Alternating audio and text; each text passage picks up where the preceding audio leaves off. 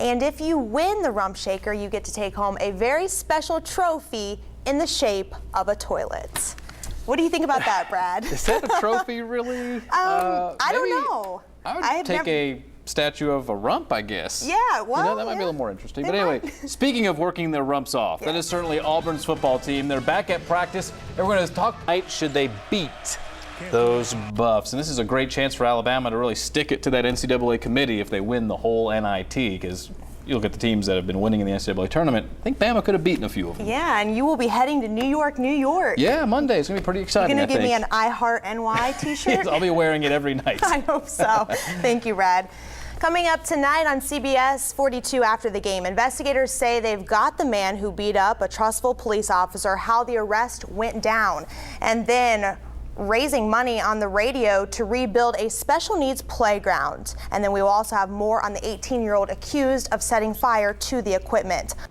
Well, it was a wedding that was 28 years in the making. The groom promised his betrothed that he would marry her on his 100th birthday. Last Saturday was that day. Beach residents Forrest Lunsway and Rose Pollard celebrated his 100th birthday by saying, "I do." Now, they met at a senior dance nearly 30 years ago. The wedding theme was a memorable one: "You're not done living until you're dead."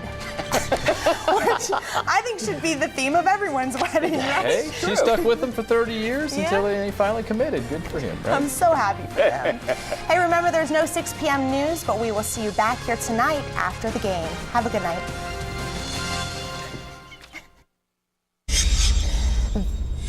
This is Luther Glenn. He is no stranger to law enforcement. His prior charges include attempted murder, assault, robbery, arson, receiving stolen property, and distributing controlled substances.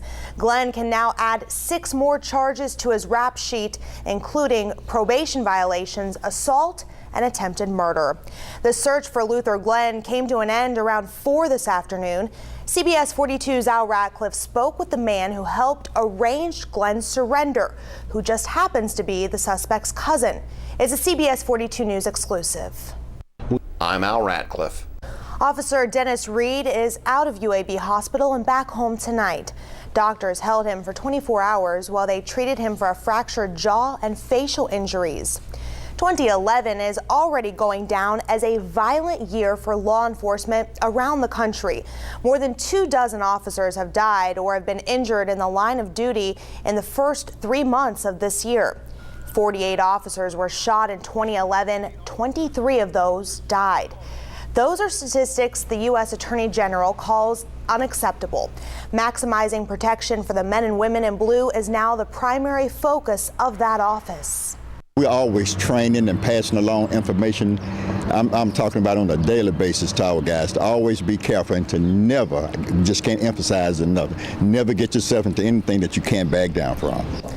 Deaths in the line of duty have risen steadily over the last 2 years. 160 officers died in 2010. That's 43 more than 2009.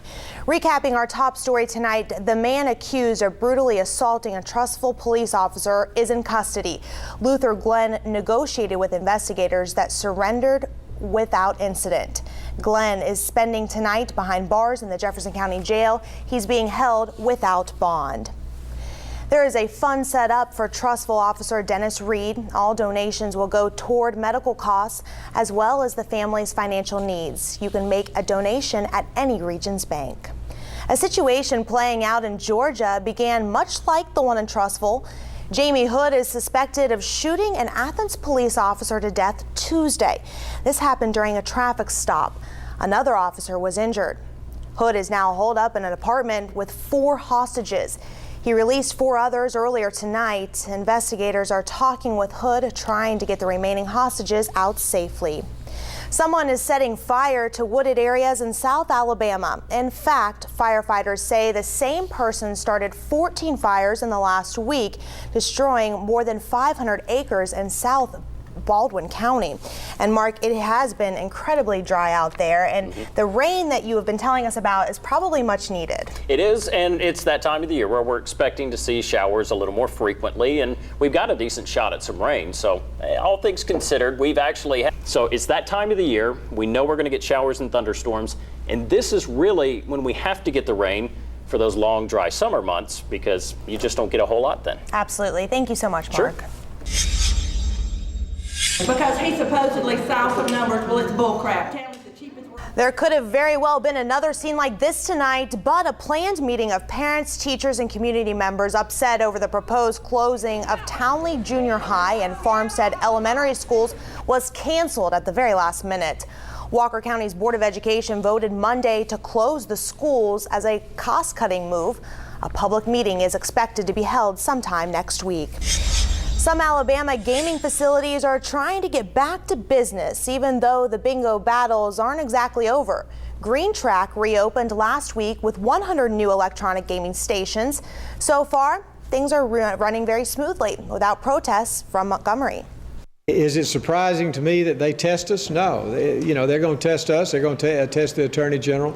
But let me say this. We have to enforce the law, whatever the law is. And the law is there are constitutional amendments. And if they abide by those constitutional amendments correctly, they can open. Green Track released a statement saying its machines are certified as legal electronic bingo machines. Sources close to Green Track say Attorney General Luther Strange has an open invitation to test those machines, but no word if a visit is in the works. The reopening of Green Track is creating a domino-like effect. Bingo operations around the state are slowly turning on the open signs. Brighton's Anchor Club is operating. More than 100 parked cars in the parking lots, and the Magic City Bingo Hall, however, isn't welcoming customers just yet. Those machines are not yet online, and folks are not happy about it. I believe, it'll help us out a lot, the community, help a lot of people get jobs. I believe that, it'll boost our economy a little bit, and as you can see, there's people lined up outside the door waiting to get in, so, business ought to pick up pretty good for this place, and there ought to be a lot of job opening up here soon. Magic City Bingo could be up and running in the next few days. Benjamin Logan Speck is spending his weekend out of jail, but not out of trouble. The 18-year-old is charged with criminal mischief, accused of setting fire to the Apex Playground in Jasper. Investigators arrested Speck Thursday in his dorm room at the University of North Alabama. If convicted, he could face 10 years in prison and a $25,000 fine. More arrests could follow. That fire left behind $150,000 worth of damage. It's not just any playground. This equipment is specially designed to meet the needs of children living with physical challenges. That means expensive repairs, so the entire community is getting behind the repair and rebuild project. This includes a radiothon by a Walker County radio station. CBS 42 photojournalist Marlon Price takes a look inside the effort. Oldies 101.5 will have a live broadcast from Jasper Mall tomorrow from 10 until 5. All donations are appreciated. Well, Brad and Abby are putting the final touches on Inside Sports right now. Plus, throw on your running shoes and get your rumpa shaken, where you can have a great time for a great cause. But first, they survived an earthquake and tsunami. And now, grim news about Japan's strapped nuclear reactors. Stay with us. In the words of Japan's prime minister, the situation at the country's crippled nuclear plant is grave and serious. There is a breach of a reactor there, which could mean radioactive contamination is more critical than originally thought.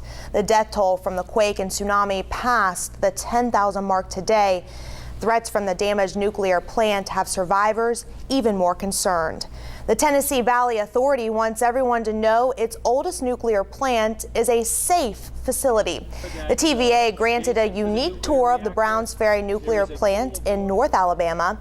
The utility board attempted to calm the fears of a possible radiation emergency like authorities in Japan are dealing with now.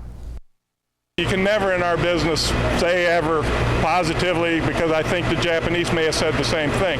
But I'll tell you, I don't believe we're going to have a 43-foot high wall of water that's going to hit this interior plant inside in the state of Alabama.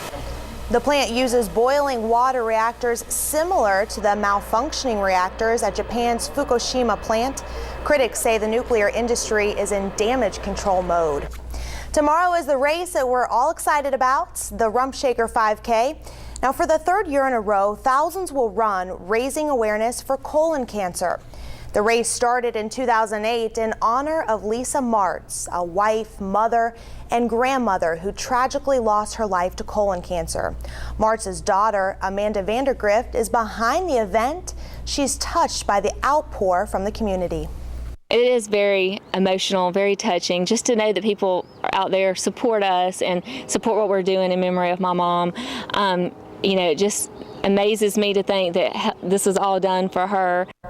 The race starts tomorrow at 8 a.m. at Sloss Furnace, and if you would like to support this event, there's still time to register. Just log on to our website, cbs42.com, for more details, and CBS 42 is a proud sponsor of the event. And speaking of shaking things up, yes, a big upset in the game that we just saw here on CBS 42. Yes, my brackets rump is getting spanked right now by Ohio State going down. I had them winning the whole thing. I think a lot of people did. Yes. At Kentucky. So we're going to talk that football, Alabama, and the NIT. Tons of stuff to get to here on Inside Sports.